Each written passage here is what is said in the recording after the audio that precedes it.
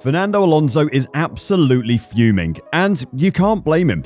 The Renault-powered Alpine has been impressively fast at times, but the engine's ability to give up mid-race is even more impressive.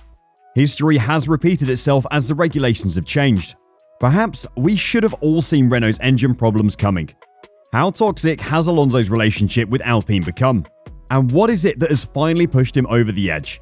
Let's find out. Fernando Alonso has had to retire from races 5 times this year due to reliability issues. 6 times if you count the sprint race in Australia that he couldn't start due to electrical problems. What must have been even more infuriating for the 2-time world champion was that it was a weekend of positivity for Alpine.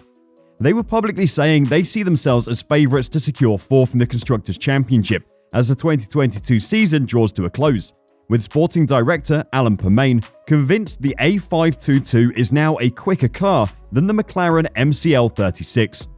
Alpine and McLaren have been locked in a close battle for P4 for much of the campaign, the two teams swapping places amid differing levels of performance from circuit to circuit and a flurry of updates from both sides.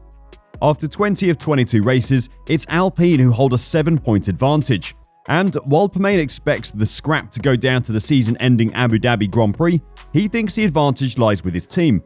Before the race on Sunday, he was asked about the prospect of P4 being settled at the finale. Alpine said, "I hope not, but I'm sure it will. The aim is, of course, to score as much as we can in these next couple of races to make Abu Dhabi as stress-free as possible, but let's see. It's been up and down over the course of the season.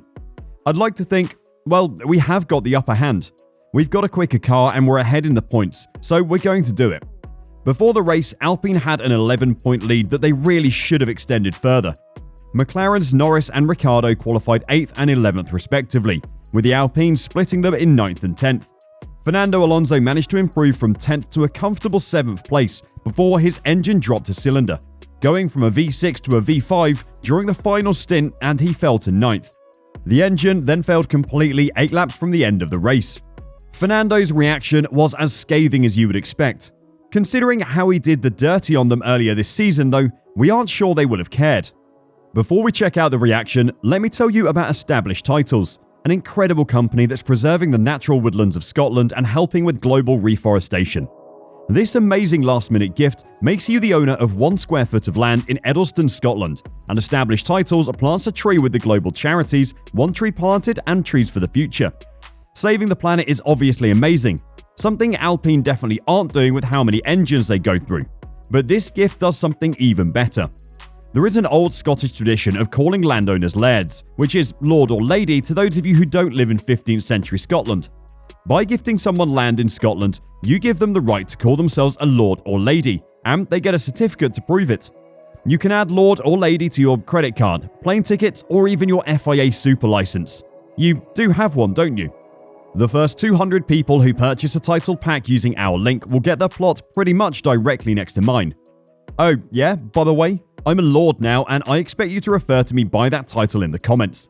This isn't just an amazing last-minute gift. We could also start our own little Scottish kingdom. Established Titles is actually running a massive Black Friday sale right now. Plus, if you use the code F1Reverse, you get an additional 10% off. Go to establishedtitles.com/F1Reverse to get your gifts now and help support the channel. So how did Fernando Alonso respond to his most recent engine failure? Car 14 stopped. For Car 14, there are always reliability issues. That's just one line from a plethora of interviews, but it sums it up pretty nicely.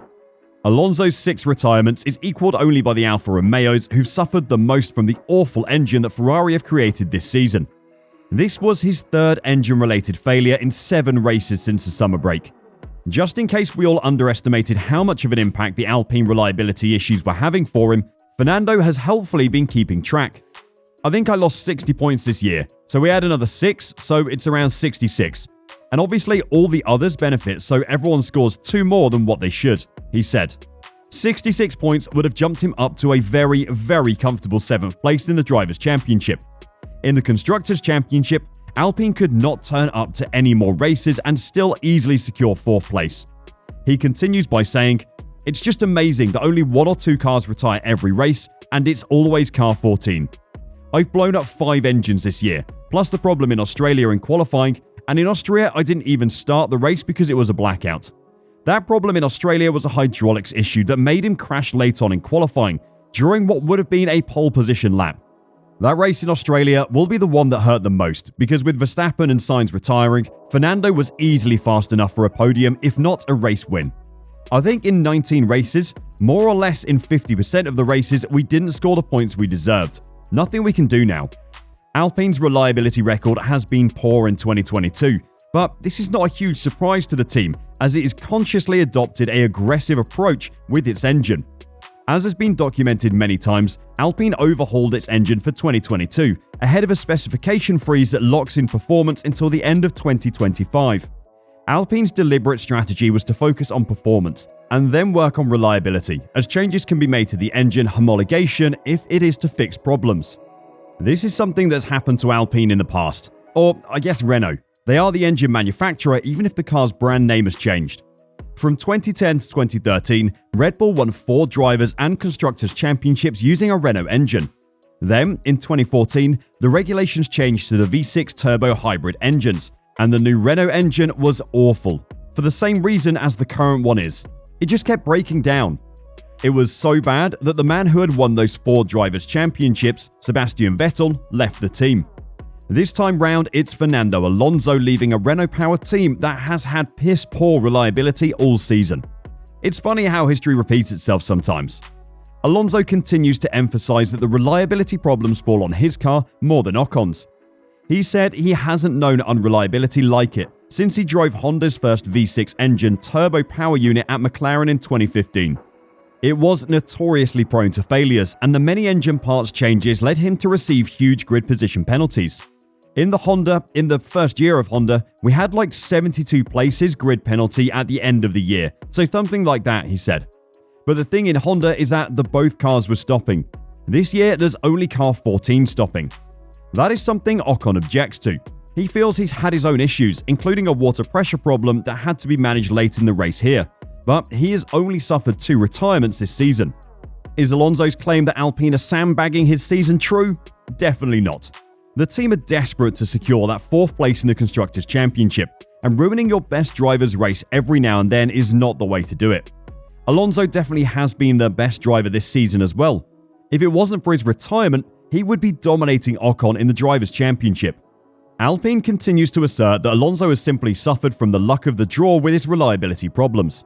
This was an engine issue, and we don't have the same people preparing an Esteban engine or a Fernando engine. They'll mix around, said team boss Otmar Safnauer.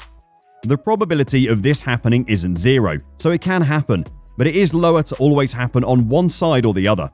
I think it's the luck of the draw. It's not that we can find a reason. It's not that we can see that it's this set of circumstances that it's always on Fernando's side.